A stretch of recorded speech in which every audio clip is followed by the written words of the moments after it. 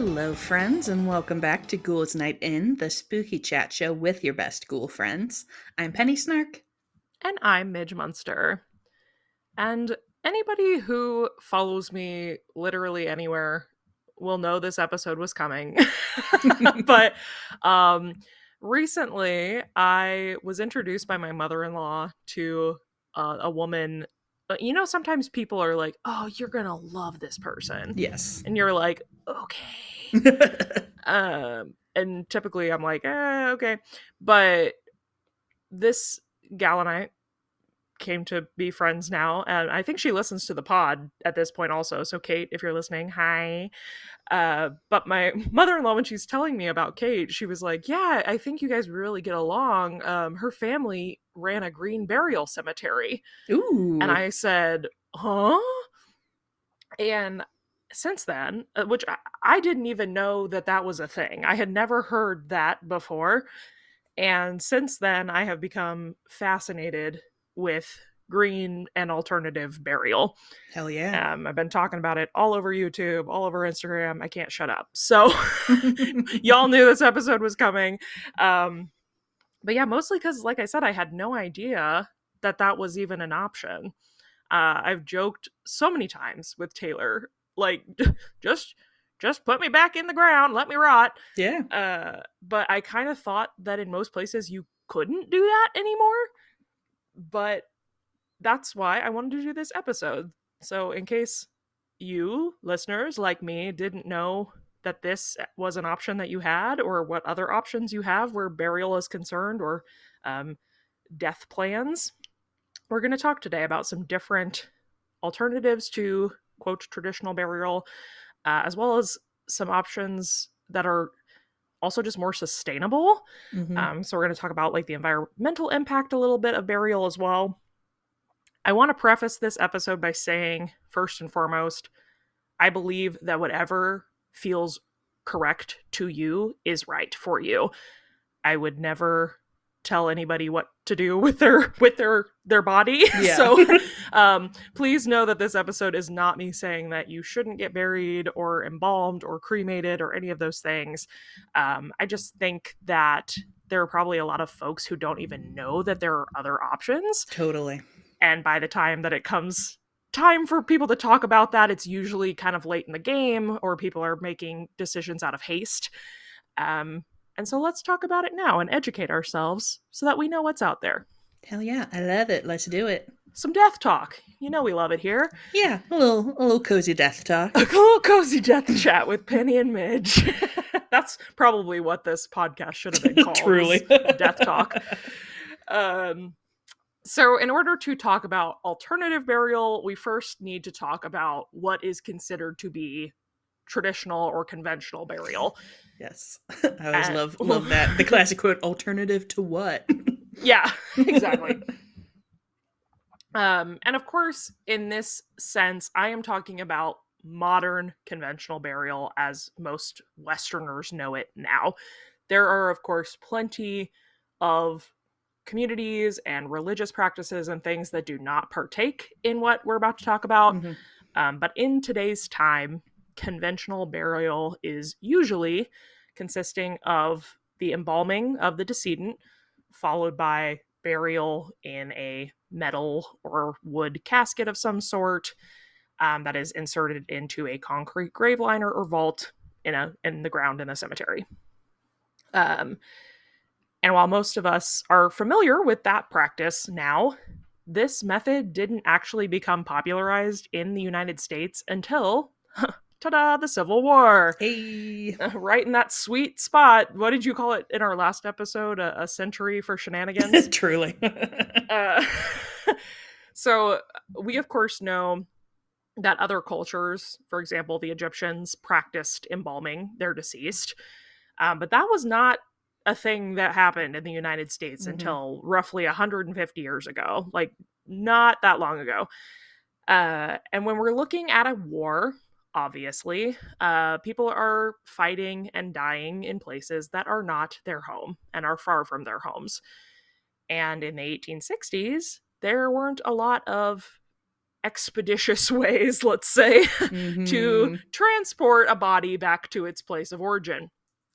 So, families who are wanting to see their loved ones again, not in a far state of decomposition, and wanting to give them a proper burial not on enemy soil, the best way for them to go about this was through embalming. And so that kind of starts the use of that practice in the Mm-hmm. United States. But what really solidifies it in America specifically was the embalming of one President Abraham Lincoln. Yeah. Yeah. So after Lincoln's assassination, he goes on tour, baby. He does. He's going on a full tour of the It's the, country. what do they call it? Like the not retirement tour, but like when Guns N' Roses Oh is like, this yeah, is yeah. our whatever tour. That's what Lincoln's doing. Farewell tour. Farewell. Yes, this is his farewell tour. Um, so his body is embalmed and taken around the country by train to be viewed by the people of the United States for 3 weeks straight. Ooh. 3 weeks of body tour. That's a lot, Robin. That's That's a lot. but at this point, all these kind of up and coming embalmers who are making a new career for themselves are hoping that this is going to serve as sort of a traveling billboard for their new Mm-hmm. services. And much like we talked about in a previous episode about how Andrew Jackson's funeral popularized floral arrangements, Honest Abe brings embalming to the masses. And people say, well, boy, howdy, he looks great. I want to look great too when I'm gone. Um, and then after that, shortly, following embalming popularization, we also add the concrete vault or grave liner to the burial practice, as specifically as lawn style cemeteries grow in popularity, which a lawn style cemetery is what you think of when you think of a cemetery Mm-hmm. now. Rolling hills, beautiful flat ground where you can walk and visit graves. Um, but what you all probably know, because you're smart humans, is that if you bury somebody in the ground and the box and the body decompose, the ground is going to give way eventually where there is now a hole where there Mm-hmm. was a casket. So this is where they begin adding in a concrete slip and a topper over the casket to basically hold the dirt and the lawn in place as the body breaks down. Holding space for the Just casket. we're holding space. We're holding space today. Mm-hmm.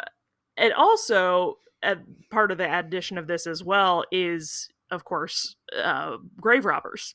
Yep. Gotta look out for uh, those.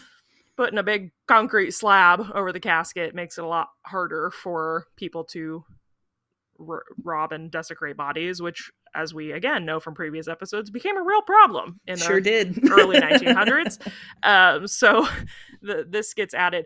I this is one of those things I knew, but I never really thought about it, I guess. But like, most cemeteries, like, you are not allowed to be buried there without this concrete slip. Yeah. But when you come to your burial site for your family member or what have you, they've usually packed it with dirt, so the family doesn't actually see the concrete. It looks like your family member is going right into the ground. Oh yeah, that makes sense. Yeah, but they are in concrete. And while we're talking about environmental impact, this is actually kind of like a big deal with the funeral industry, Mm-hmm. as far as like what's causing a lot of like because concrete is like a big carbon emission issue. And when you're burying a bunch of people and every single grave requires this slip, kind of becomes Yeah. It's a lot of a lot concrete. a lot of a lot of concrete and a lot of carbon. uh but so that's where we kind of how we get to where we are today with what we think of when we think of burying someone in a cemetery. I think the other option that most folks are probably familiar with is, of course, cremation.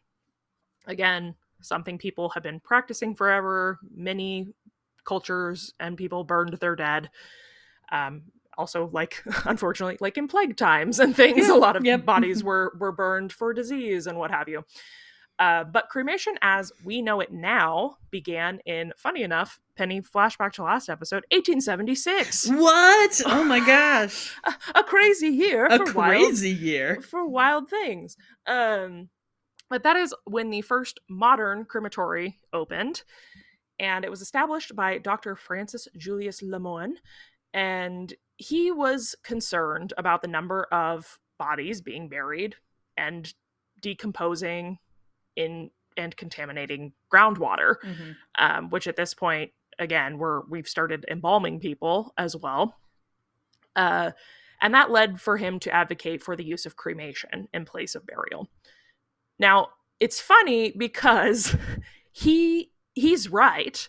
Yeah. His concerns are valid, and they still are to this day. When embalmed bodies break down, they release toxins and chemicals into the soil that do contaminate groundwater reserves. That is factual information. Unfortunately, he's created a whole new subsect of issues. You solve one problem, but maybe and you brought greenhouse gases. Yeah. Yeah, because unfortunately, obviously, cremation has its own adverse effects. We're using a high dependence on large levels of natural gases in order to cremate bodies. They also, once remains are cremated, the structure of the body is changed. Well, literally, obviously it's ash, but like the chemical makeup of the body is changed. And cremated remains have high levels of calcium phosphate and sodium, and spreading ashes in a natural area even can smother foliage, can kill native plants. Burying them can actually create like a nutrient deficit in the soil. Ooh. And kill trees around the area. It can wipe out microbial communities. And it can create phosphorus runoff into waterways. So we're back to square one. We came back to the groundwater. We came all the way back around, which of course a lot of people are saving their ashes in urns and not putting them out into nature. But again, still the release of gases. And I learned, I didn't know this, I guess when people have dental fillings and you cremate them, it releases mercury. Yeah. Ugh. Yeah. So, lots of fun stuff there. I also want to pause here because before I learned what I know now, I was always one of those people who's like, wanted to be a tree. A lot of people want to become a tree.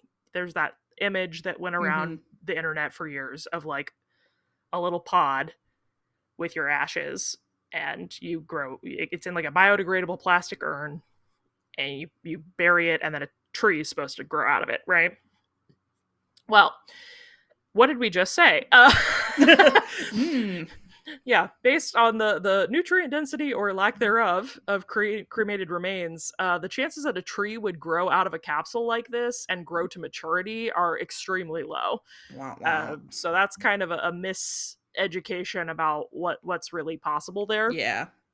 Which is a bummer, because a lot of people like this idea of kind of being given back to Earth or being given back to life, right? Yeah. So, in that case, what are our options? Well, there's a few. Let's talk about them. The first is a relatively new option called terramation, or natural organic reduction. A lot of people commonly refer to this as human composting. Yeah. Yeah. Hell yeah. Hell yeah. So in this option, the decedent is placed in a vessel and covered with some sort of organic matter like wood chips or alfalfa or straw. And the vessel is lightly heated for about 2 months. And that speeds up kind of the natural microbial decomposition process. And when that's finished, the remains become about a cubic yard of nutrient-rich soil that either the family can take and do with whatever they please, or there are certain organic reduction places that have partnerships with like forest restoration organizations and things like that, so you can be given back to nature areas that need that nutrient richness. I think this option's super cool.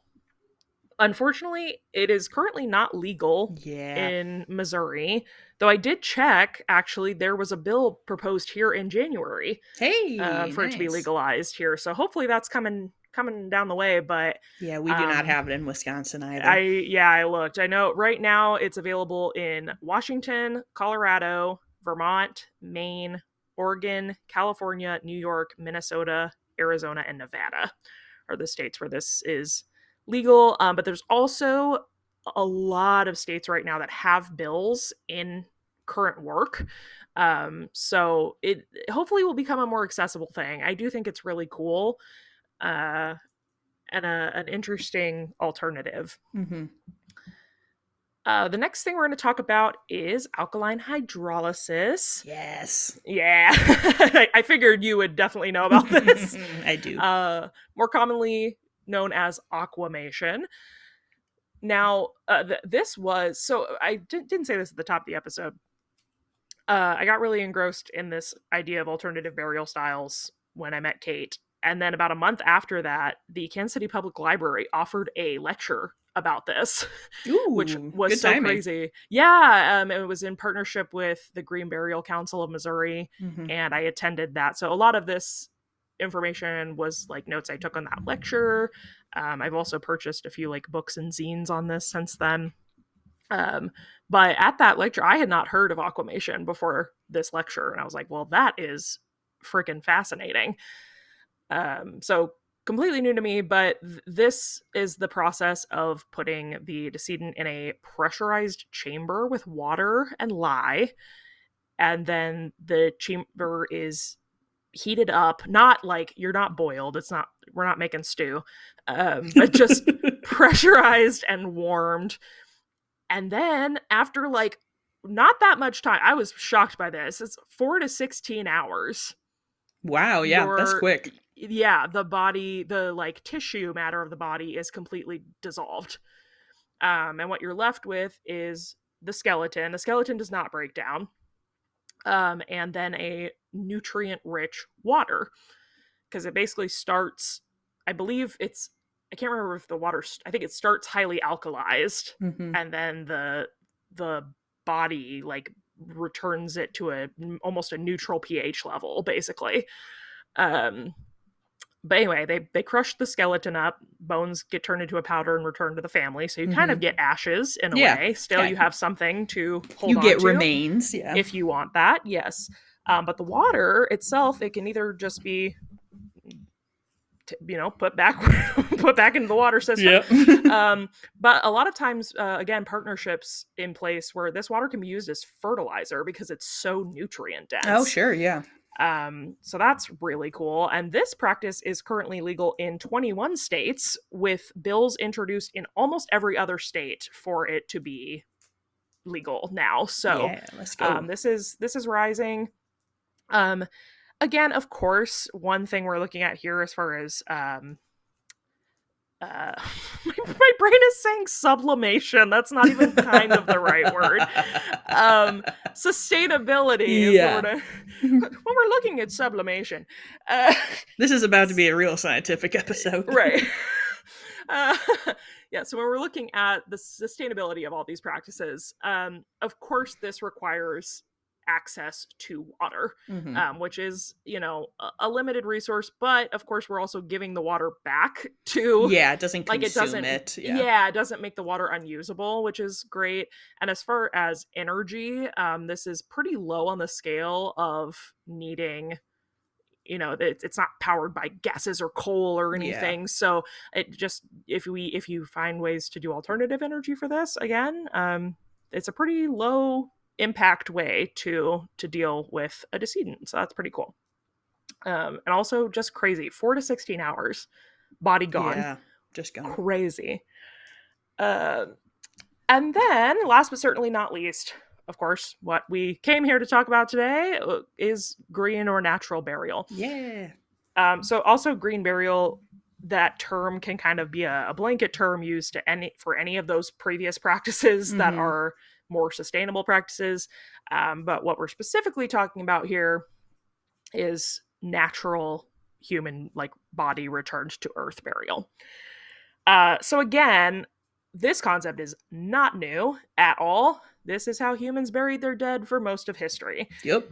And and many communities, including people of like Jewish and Muslim faith, have continued to observe this practice into now. Mhm. But basically, green burial is exactly what it sounds like. It's burying the decedent directly into the earth without the use of embalming, and only using biodegradable materials such as linen burial shrouds or all natural material caskets like a pine box, and just putting them right in the ground and letting everything decompose naturally and return to nature. Mhm. And it allows the microbes in the soil to actually break down and make use of all the nutrients contained in the body, which is very cool, in my opinion. Yeah, totally. um, Depending on the green cemetery, so there are specific green cemeteries, and depending on which one you look at, you may be able to have a headstone of sorts, or even like a what we think of as a headstone that is considered basically a non-native element. Mhm. But there are also some that are much more strict and only allow for native plantings to mark grave sites, or will even give you like coordinates, Yeah. of this is where that person is buried. Some of the more progressive ones, though, do allow for GPS trackers to be buried with the body, basically, so that you can find that person without like a stone marker. Um, there are natural burial sites that is all that they do. Mhm. It is just a green burial site, or some of these are even in like woodland reserves. Um, but there are also hybrid cemeteries that have options for green burial in a more, quote, traditional cemetery. Like I said, this is if you go to any Jewish cemetery, this is what you're looking at is Yeah. natural. Nice. They use natural material caskets and do not embalm their dead. Um, but I found there's quite a bit of options, or like for this. Actually, Penny, the cemetery where the lady in the glass in St. Louis Mhm. is, Bellefontaine, they have a green burial area in that cemetery. I was surprised to learn. Oh, nice. Yeah, I know, my big local historic cemetery does have a green burial area as well. It's a lot of historic ones, Mhm. surprisingly, and I don't know if there's a reason behind that, but yeah, there's one in Lawrence, Kansas, which I go out to for shows and stuff a lot, and they have a green burial section as well. Um, but like I mentioned, that lecture I attended on this was through the Green Burial Council, and you can actually go to their website and see a list by state of cemeteries and funeral homes that provide green burial services. Oh, nice, yeah. And that is actually, that's not even a full, that's just the ones that are like, quote, certified by the Yeah. Green Burial Council. So there's even more than that available. But that site just has a lot of good information about what can be used in natural burial.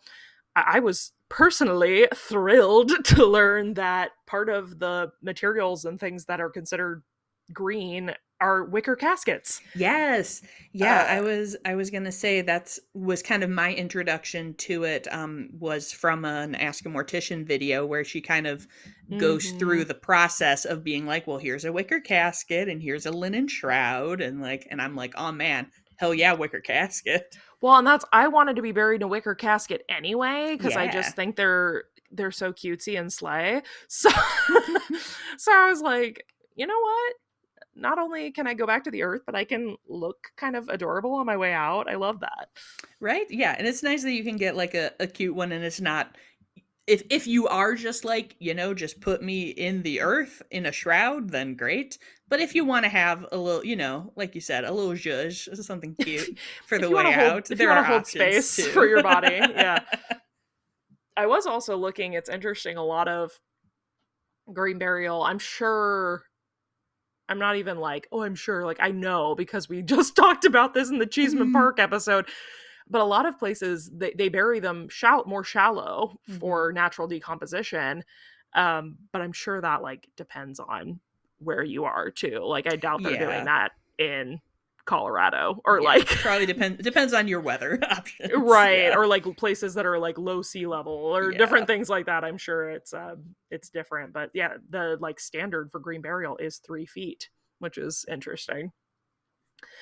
um the last thing that I wanted to mention in this episode is that through this research, I also found out that all but 7 states in the US allow for home funerals still, um, meaning that you are not required to go through a funeral home to provide services for your deceased.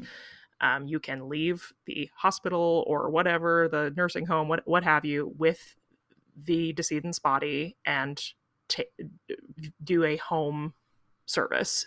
Um, of course, that is not for everyone, but and there are obviously things you need to look into to do that. Yeah. But again, just things that I feel like are not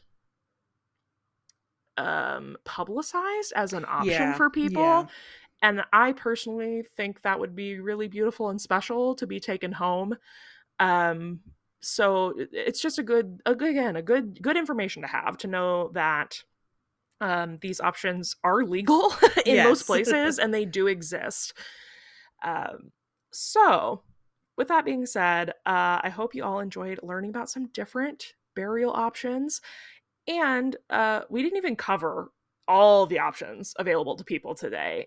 Again, through this research, I learned it is still legal to be buried at sea under certain Ooh. regulations.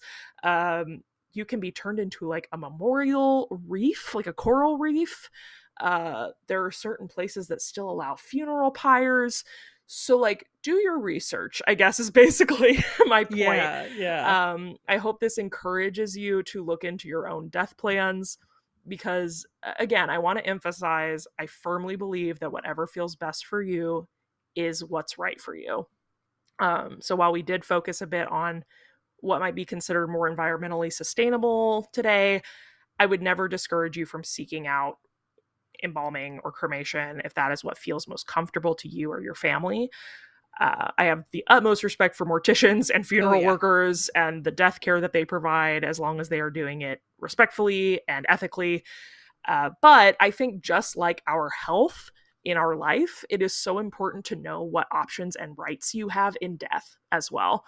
Totally. And So, I mean, I don't know, not to go on a soapbox, no, but I mean, this is the place for it. It's our yeah, pod. So, I feel like in a lot of ways we should be thinking about like our death plans the same way that you think about like a wedding. Like exactly. there are lots of different ways to do it. There are no right or wrong ways to do it. It's about what's right for you, and we often we don't want to think about scary things, but it doesn't have to be Hmm. scary. You can, like you said, kind of imagine what your ideal situation is, and it's going to be so much easier if you've thought about it and looked into it to know what your options are now when it's not a pressing issue. Yeah. And I think it's comforting to both you and your family to know, what your friends and your family to know, like, what that person really wants, to make sure Hmm. that we're honoring each other the best way that we can.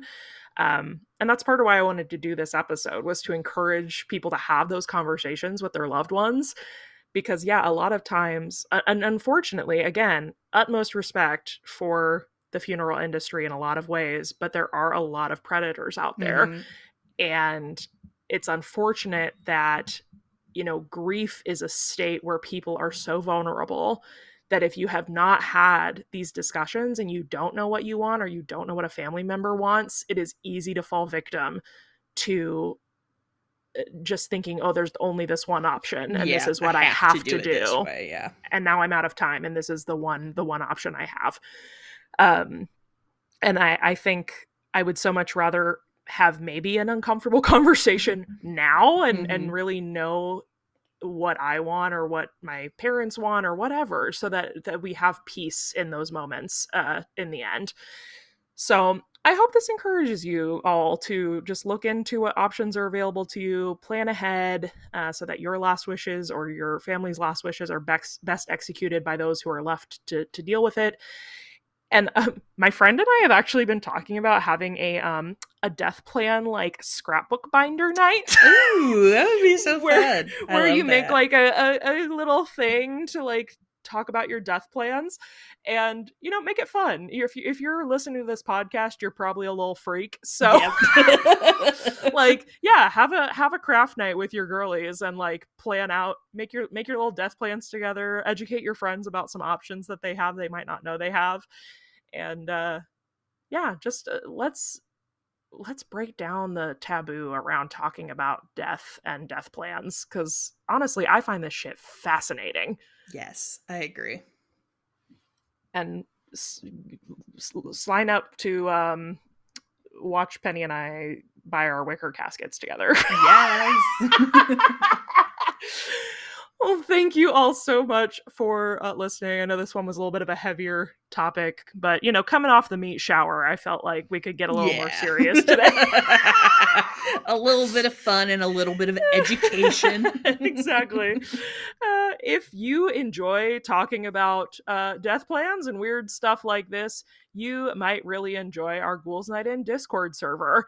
We have a lovely place for all of y'all to get together with us. We're also over there and We are chat there. about all things spooky and kooky and fun.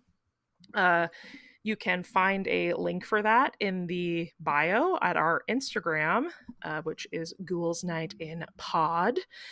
And that is a great place to submit reviews if you like this podcast. We can accept those, of course, wherever you are listening. If it'll let you leave a rating or a review, we really appreciate that.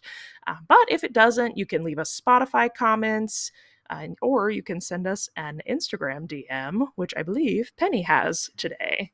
I sure do. And this actually ended up being very relevant to what we Oh, have hey! just been talking about. I love when that happens. Yeah, right. This is from Alicia, Gold Gloss Witch, who says 10 stars for a twist on tradition. Penny and Midge revive the time honored tradition of just letting your friend go off while you nod your head and craft. If you are looking for the perfect podcast to listen to while you bedazzle your saintly skeletons, this is it. Thank you, ghouls, for bringing us all together in a big metaphorical stitch and bitch. Every craft made with y'all's Christmas ghost stories on in the background has a little extra spooky intention worked in. Oh, Spooky crafts. the time-honored tradition of letting your friend go off while you nod is hilarious. Yes. That is so true. It's so true. That was crazy work. I love that. Oh, well, thank you so much for that. And yes, please feel free to submit those reviews. We love reading them, and it helps us reach new people. It helps us know that we're picking topics that are interesting and fun for y'all to listen to as well. If you'd like to follow along with us, you can follow us on Instagram at Ghouls Night In Pod. And if you are looking for me, you can find me all over the web at Midge Munster. And you can find me at Penny Snark. And until next time, goodbye.